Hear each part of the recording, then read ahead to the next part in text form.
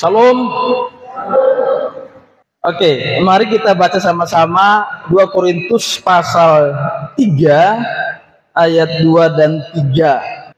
Kamu adalah surat pujian kami yang tertulis dalam hati kami dan yang dikenal dan yang dapat dibaca oleh semua orang. Karena telah ternyata bahwa kamu adalah surat Kristus yang ditulis oleh pelayanan kami, ditulis bukan dengan tinta, tetapi dengan roh dari Allah yang hidup, bukan pada loh-loh batu, melainkan pada loh-loh daging, yaitu di dalam hati manusia. Bapak Ibu Saudara, tema yang saya akan sampaikan sesuai dengan apa yang tertulis, hidupku surat Kristus yang terbuka. Memang nampaknya kurang sesuai dengan konteks hari ini, karena kita sudah jarang surat menyurat ya. Tapi dulu waktu saya masih SMP, SMA, itu sangat biasa dengan surat ya. Kalau sekarang kan misalnya mau nembak cewek atau suka sama cowok, itu nggak lagi pakai surat ya kan. Kalau dulu zaman saya itu masih pakai surat. Kadang kita kirim surat ke kota yang lain, seminggu baru terima jawaban, pakai perangko. Nggak tahu mahasiswa masih kenal nggak istilah perangko? Masih tahu ya perangko?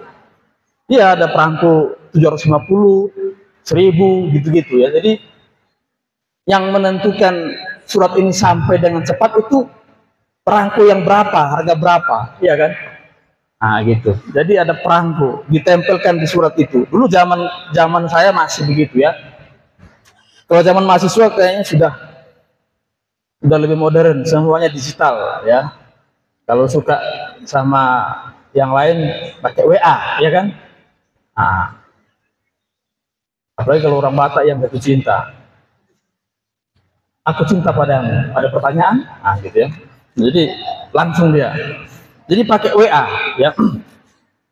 Tapi surat juga memang masih digunakan untuk memberikan penjelasan, keterangan, ya informasi-informasi formal antar lembaga masih menggunakan surat. Tapi kalau untuk nanya kabar kepada teman sahabat di tempat yang jauh, nampaknya sudah jarang surat-surat itu dipakai.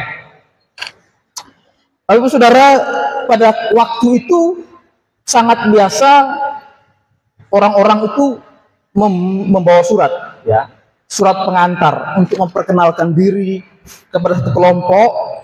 Dia bawa surat, ya. Paulus pun ketika dia mendapatkan izin mengenai jemaat orang Kristen, dia juga dapat surat.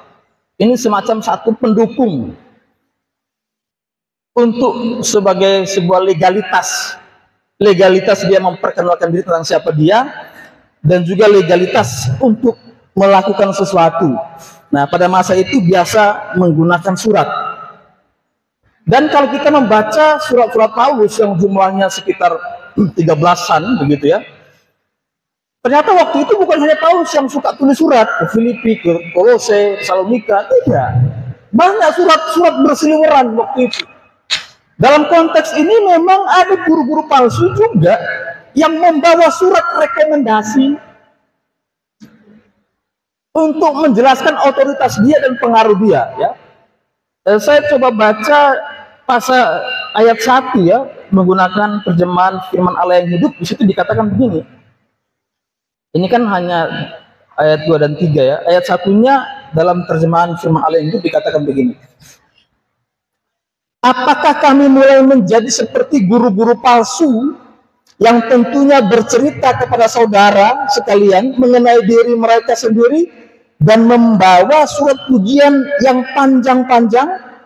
Saya rasa kami tidak perlu memperlihatkan kepada saudara surat pujian dari siapapun, dan dari saudara pun kami tidak memerlukan surat pujian.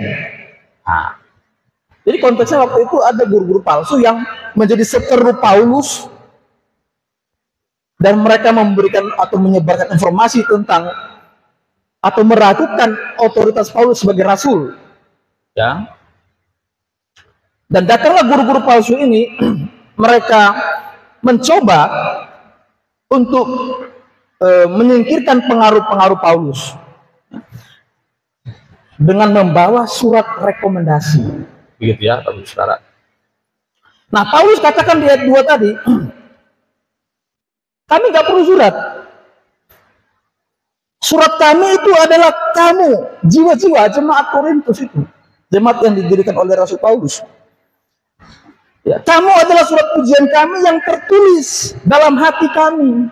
Kami nggak perlu mendapatkan validasi, pengakuan dari orang lain bahwa saya sudah melakukan ini atau saya adalah rasul dan sebagainya. Tidak perlu kami meminta pengakuan dari siapapun, tetapi kami memberikan bukti nyata tentang pelayanan kami. Apa bukti nyatanya? Bahwa ada sekelompok jemaat yang telah menerima Kristus, dan itulah dan mereka lah surat Kristus yang terbuka. Jadi di sini Paulus sama sekali tidak meminta untuk diakui, tapi dia membuktikan karya pelayanannya, begitu ya. Membuktikan karya pelayanannya kepada banyak orang, terkhusus kepada para guru-guru palsu yang mencoba menyanyi Paulus, ya, dan mencoba menjadi ingin lebih populer daripada Paulus, ya, ingin lebih dikenal, ingin lebih terkenal, dan ingin lebih mendapatkan satu penghargaan dari banyak orang. Dan Paulus melayani Tuhan bukan untuk mencari sebuah pengakuan dan penghargaan itu, tetapi dia melayani dengan memberikan bukti nyata, yaitu jemaat yang adalah surat Kristus. Tapi saudara, saya akan membicarakan hal ini searah dengan tema, yaitu surat Kristus yang terbuka, ya. Surat Kristus yang terbuka. Apakah yang dimaksudkan dengan surat Kristus dalam teks ini? Saya akan kembali ulangi di ayat yang kedua. Kamu adalah surat pujian kami yang tertulis dalam hati kami. Kamu adalah surat pujian kami. Kemudian ayat yang ketiga diulang, karena telah ternyata bahwa kamu adalah surat Kristus. Ya. Yang pertama, apa yang dimaksud dengan surat Kristus? Surat Kristus itu berbicara tentang identitas kita sebagai orang percaya. Ya. Kata ST, ya, kamu. Ini dengan tegas Paulus menyatakan bahwa inilah identitas jemaat di Korintus sebagai bukti nyata dari pelayanan dia yang sekarang. Ya. Kemudian ada kata di situ ayat yang kedua, kamu adalah surat pujian kami yang tertulis, ya, yang tertulis menggunakan istilah engrapo, ya. Kalau kita lihat tensesnya itu perfect tense. Perfect tense itu adalah keadaan yang sudah selesai, tapi dampak atau efeknya itu masih berlanjut. Artinya begini, Bapak Saudara. Di masa yang lalu mereka sudah telah ditulis sebagai surat Kristus dan masih tertulis sampai sekarang. Ya. Kapan mereka mendapat predikat sebagai surat Kristus? Itu di masa lalu. Ketika mereka menerima Kristus, percaya kepada Kristus, mereka menjadi surat Kristus yang terbuka. Itu terjadi di masa lalu. Tetapi efeknya sampai hari ini masih dirasakan. Ya. Masih dialami.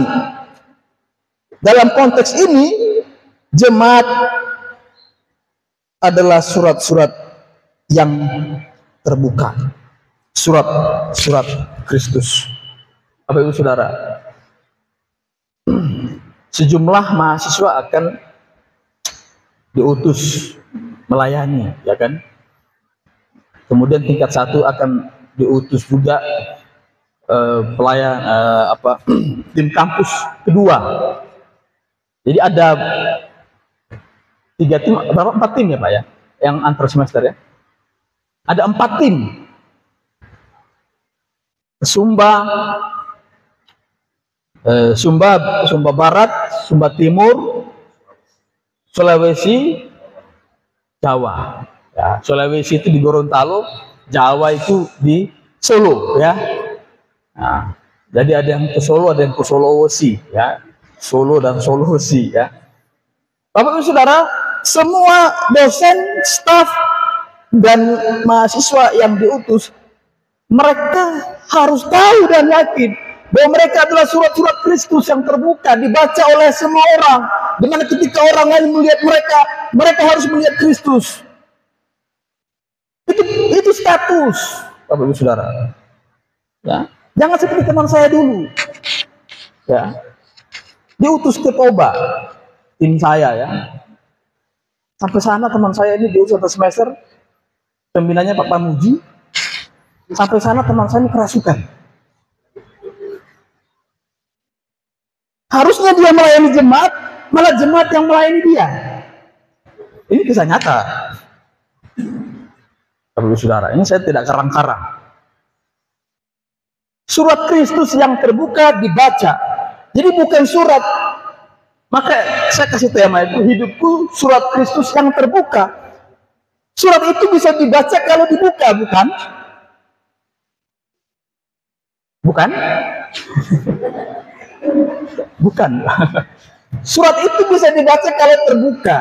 Kalau surat itu tidak terbuka, maka dia tidak bisa dibaca.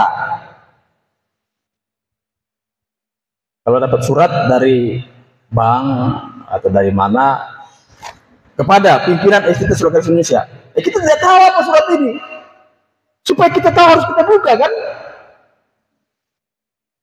Nah, semua teman-teman masuk ketika keluar dari kampus ini, keluar dari pintu pagar di depan sana, mereka sudah dibaca oleh semua orang. Naik bis, naik kapal, naik kereta, naik pesawat, mereka dibaca oleh semua orang. Masuk ke Sumba, masuk ke Gorontalo, masuk ke Solo, Sumba Barat, mereka sudah dibaca oleh jemaat, oleh pendeta. Maka sampai sana, jangan kumat penyakit lama, ya kan?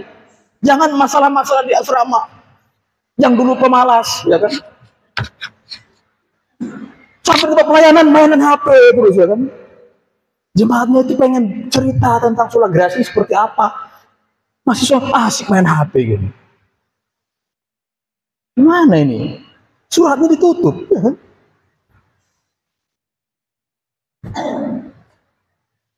Surat Kristus adalah identitas kita. Dulu waktu lintas budaya.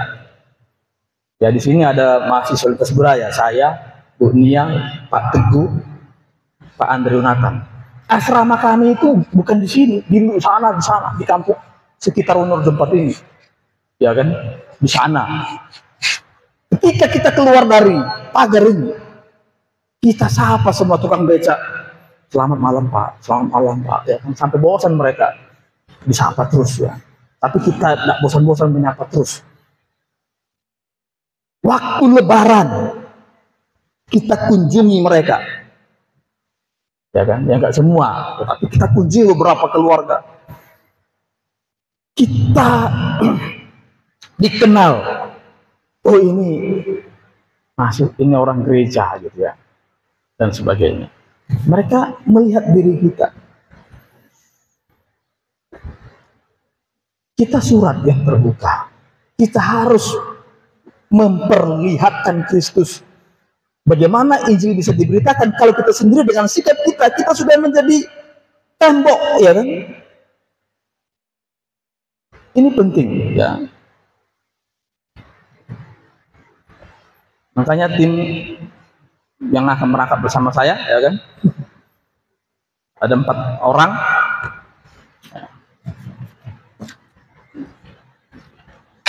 Kami, ya saya juga sebenarnya nggak yakin waktu awal jadi berangkat gak ini manusia ini gitu, ya. Lihat berapa orang masuk, 500.000 katanya. Loh, kok dari bulan lalu berbulan-bulan masih 500.000? Oh, ternyata tim saya ini imannya besar, Bapak Ibu Saudara. Imannya memindahkan uang yang di dompet-dompet itu masuk ke dalam rekening tim. Dia nggak memindahkan gunung, mungkin gunung terlalu besar, tapi mereka memindahkan uang. Menunjukkan iman yang besar, sudah ya. Nah, ini penting untuk kita pahami bahwa surat Kristus itu berbicara tentang identitas. Ya, itu yang pertama ya. Yang pertama, masih ada 10 ya. Tadi dibilang sama Roy, Pak, khotbahnya panjang-panjang aja. Ya kan Roy? Ya. Dia ngomong saya tadi di pintu, Pak, khotbah panjang-panjang aja. Saya bilang saya jarang khotbah panjang. Tapi kalau ada nanti yang sudah ngantuk, seperti saya tutup ya. Yang kedua, surat Kristus itu adalah suatu kehidupan baru di dalam Kristus. Kalau kita membaca ayat yang ketiga, karena telah ternyata bahwa kamu adalah surat Kristus yang ditulis oleh pelayanan kami, ditulis bukan dengan tinta, tetapi dengan roh dari Allah yang hidup, bukan pada loh-loh batu, melainkan pada loh-loh daging, yaitu di dalam hati manusia. Kalau ini sebenarnya Paulus itu sedang membandingkan antara Paulus dan timnya dengan guru-guru palsu. Guru-guru palsu di situ mencari validasi dan pengakuan dari orang lain dengan membawa surat rekomendasi. Mereka adalah orang-orang yang sah untuk memberitakan kebenaran, begitu ya. Nah, surat rekomendasi dari guru-guru palsu itu ditulis dengan kertas. Mereka bawa surat ya ditulis di loh batu, gitu ya. Ditulis di atas kertas menggunakan tinta dan mungkin tanda tangan orang-orang penting, ya. Digunakan untuk menyatakan identitas atau otoritas dari manusia. Tetapi surat Kristus di sini Paulus sedang membicarakan itu surat tanpa kertas, tapi ada di dalam hati orang-orang percaya, di mana Roh Kudus hadir dalam hati mereka yang telah terima Kristus. Maka di situ ditulis bukan dengan tinta, tapi dengan Roh Kudus yang menghasilkan satu kehidupan yang baru, mencerminkan Kristus. Saudara, ini penting. Ini Paulus ayat 3 itu sedang membedakan bahwa surat kami itu bukan dari manusia, bukan kertas seperti guru-guru palsu. Mereka menunjukkan kehidupan baru di mana Roh Kudus memperbaharui kehidupan mereka dan hidup mereka menjadi berkat. Ya. Maka surat Kristus yang kedua itu berbicara tentang kehidupan yang diperbaharui di dalam Kristus. Kehidupan yang diperbaharui dalam Kristus itu akan menghasilkan sikap, perbuatan, tindakan, karya yang memuliakan Kristus.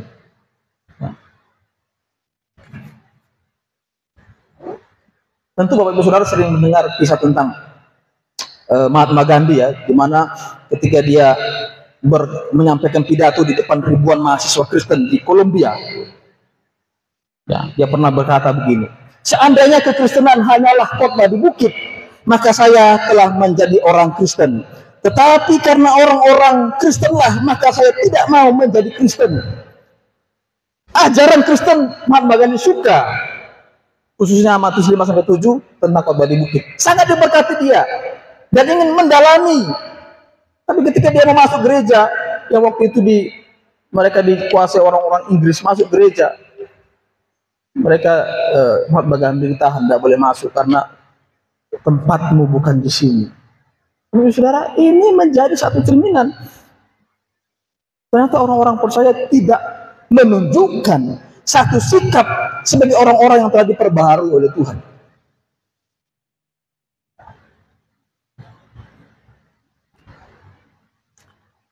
Ada seorang ateis, filsuf ateis bernama Friedrich Nietzsche. Dia pernah menjawab satu buah pertanyaan yang ditanyakan kepadanya, mengapa ia sangat membenci kekristenan. Dia menjawab begini, saya akan percaya pada jalan keselamatan yang dimiliki oleh orang-orang Kristen apabila mereka sedikit lebih terlihat seperti orang yang sudah diselamatkan. Ternyata waktu itu Nietzsche tidak melihat ada perubahan hidup kalau dia telah diselamatkan. Tidak ada perubahan, tidak jadi berkat. Ya.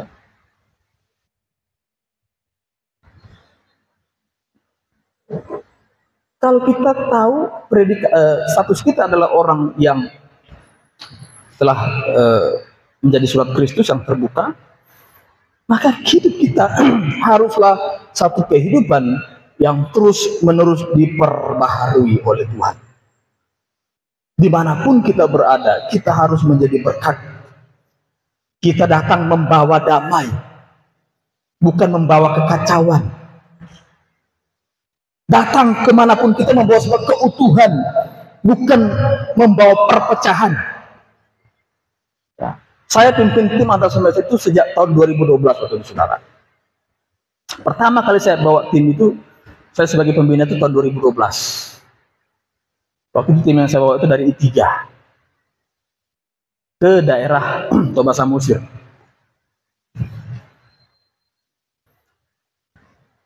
Dan sejak itu saya sering membawa tim.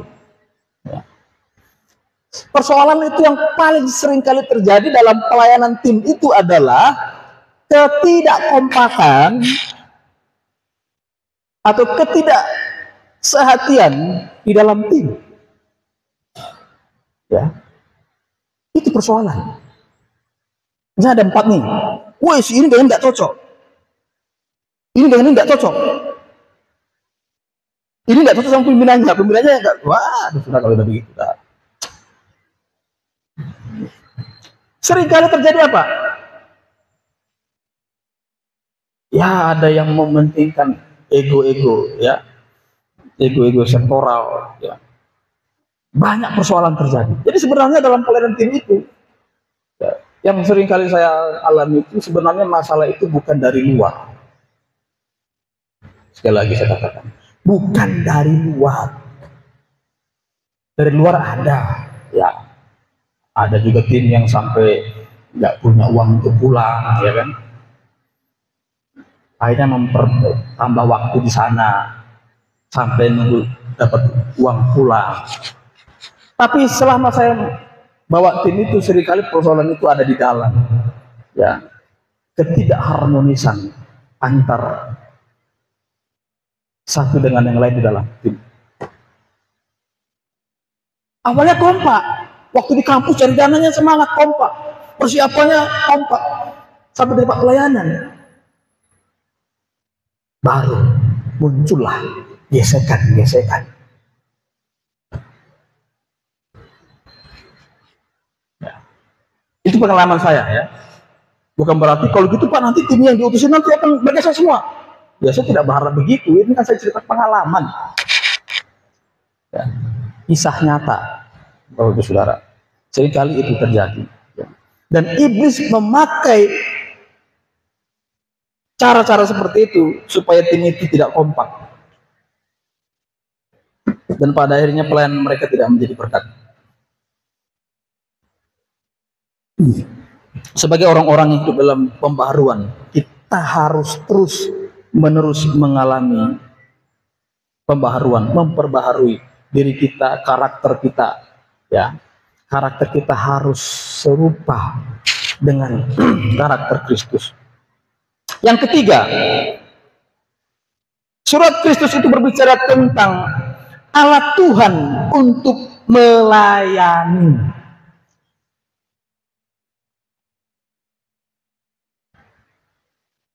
Saya akan tetap baca ayat yang ketiga, ya. Karena telah ternyata bahwa kamu adalah surat Kristus yang ditulis oleh pelayanan kami. Ditulis oleh pelayanan kami, kata Paulus. Ya. Kata pelayanan kami, dalam bahasa Yunani dikatakan ditulis diakonetesai. Ya. Kalau kita lihat tensisnya itu aorist pasif feminim, ya.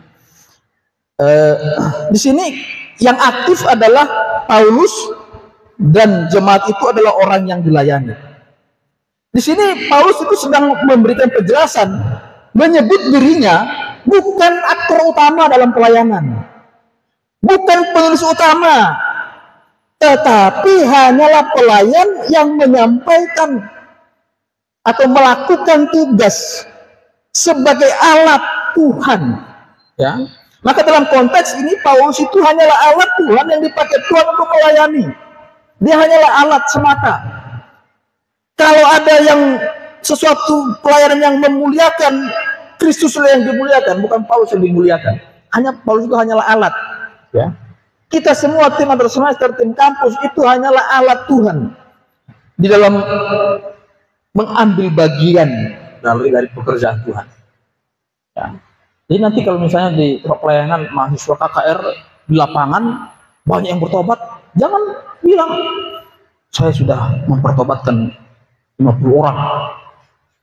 Kalian itu, kita semua adalah alat Tuhan yang nanti waktu tempat pelayanan akan diperlengkapi oleh Tuhan. Mungkin pelayanan atau persiapan kita semua hari-hari ini tidak maksimal, bukan? Ya. Yang kemarin tuh ada yang bilang, Pak, kuliah terus pagi, siang, sore, malam, kuliah. Kapan kami persiapan pelayanan, Pak? Nah, ini kan masih ada waktu kan, persiapkan. Tapi pasti tidak maksimal. Pasti masih butuh waktu. Nah, kita berdoa Tuhan yang akan memperlengkapi kita. Karena kita hanyalah alat Tuhan. Kita bukan aktor utama dalam pelayanan itu. Paulus menyadari, Rasul sekali Paulus sadar bahwa dia hanyalah alat Tuhan yang dipakai oleh Tuhan untuk melayani dia. Ya. Maka hari ini saya mengucapkan kepada ibu saudara yang akan melayani Tuhan, selamat melayani, ya. Selamat melayani pergi ke Solo, selamat melayani pergi ke Sumba Barat, ke Sumba Timur, dan ke Gorontalo. Ya. Yang ke Gorontalo perjalanannya panjang sekali. Ya. Kita singgah Makassar, Bau-Bau, Ambon, Ternate, baru Bitung. Di Bitung kami nanti istirahat satu malam, jalan-jalan di kota Bitung yang kecil itu. Lalu besoknya baru kita melakukan perjalanan darat 13 jam. 13 jam sampai ke lokasi. Maka teman-teman yang punya penyakit bawaan, ya, sakit mah, sering mungkin masuk angin, ya kan, persiapkan diri Anda, beli obat-obatan. Pak, nanti Tuhan sembuhkan di tempat pelayanan, gak usah bawa obat. Amin. Tapi saran saya, obatnya dibawa juga, ya, sembari berdoa obat dibawa. Ya. Yang suka mabuk, ya, mungkin kebanyakan minum alkohol, itu saya nggak tahu kok. Gampang kali mabuk, di kapal mabuk, naik mobil mabuk, ya. Yang sering mabuk itu harus prepare, ya. Tim saya nggak mau ada yang sakit, ya. Kalau ada yang sakit, saya akan bayar dia ongkos pulang. Saya pesankan tiket pesawat langsung pulang, ya. Tapi saya yakin tim saya itu tim yang solid, kuat, ya, kuat iman, kuat fisik, ya, fisik ini jangan diremehkan Bapak Ibu dan saudara-saudara. Uang, ya, boleh bilang gini, saya bilang ini ada dua makna sekarang, love, ya kan, nah, boleh kayak gini saya gitu loh, ya, nggak bersanda boleh, oh uang katanya kan, ya. Bapak Ibu Saudara, kita semua butuh uang. Tapi uang bukan segala-galanya. Meskipun segala-galanya harus pakai uang. Artinya apa? Gak punya uang gak apa-apa, yang penting masih punya iman. Yang payah adalah sudah gak punya uang, iman itu gak punya. Nah, itu persoalan. Gak punya uang tapi masih punya iman, Tuhan bekerja. Tapi kalau tidak punya uang, tidak punya iman, ini persoalan. Tapi kalau kita sadar kita adalah surat-surat Kristus yang terbuka, itulah identitas kita. Kita akan ditolong Tuhan dalam pelayanan. Ya, demikianlah firman Tuhan yang saya sudah sampaikan. Kiranya Tuhan Yesus memberkati kita semua. Mari kita berdoa.